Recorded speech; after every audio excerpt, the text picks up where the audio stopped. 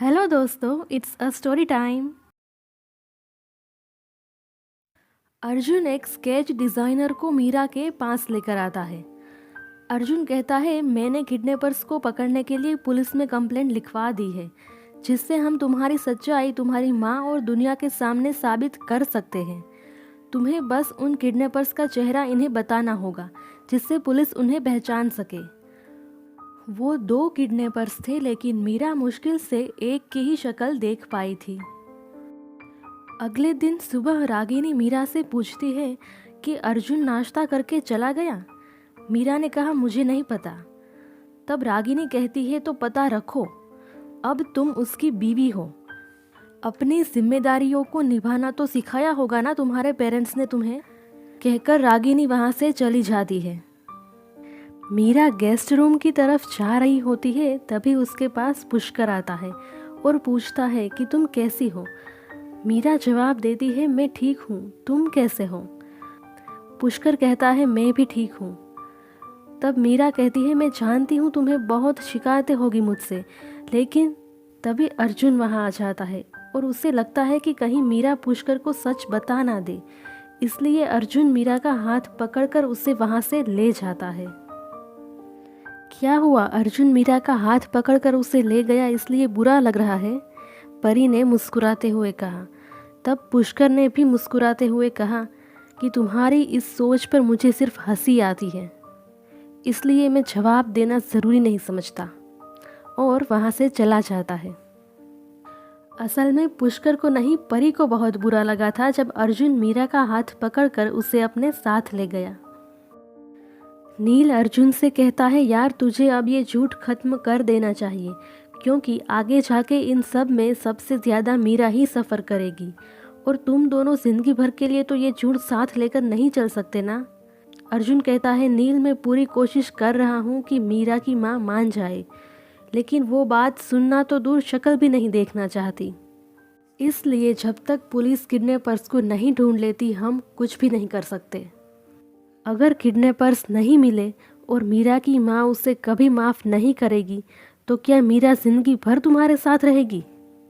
तो क्या उसे घर से निकल जाने के लिए कहूँ? अर्जुन कहता है।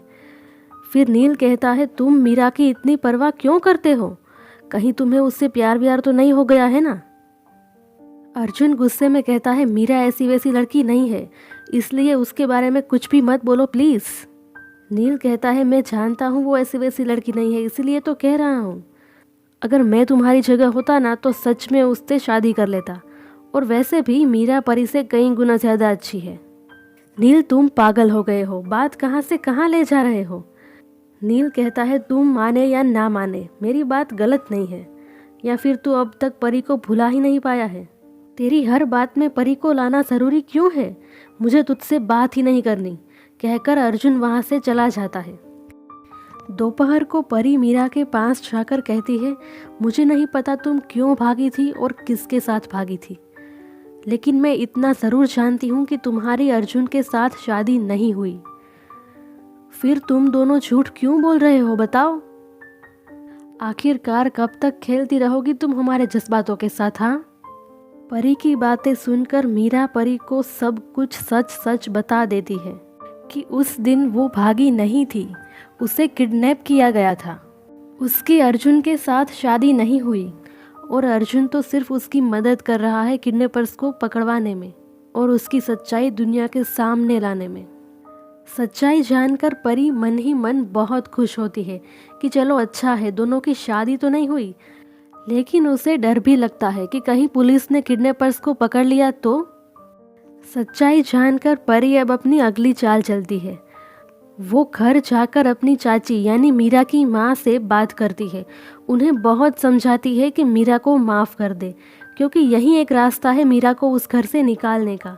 लेकिन मीरा की माँ नहीं मानती और परी की ये चाल नाकामयाब हो जाती है। उसके बाद परी पुष्कर को सब कुछ बताती है। तब पुष्कर कहता है, तुम फिक्र नहीं करो, कुछ भी हो जाए मेरे दोस्त पुलिस के हाथ नहीं आएंगे। अगले दिन सुबह अर्जुन ऑफिस जाने के लिए निकल रहा होता है। तभी मीरा उसके पास आकर कहती है, मैंने तुम्हारे लिए नाश्ता बनाया है, प्लीज़ नाश्ता करके जाओ।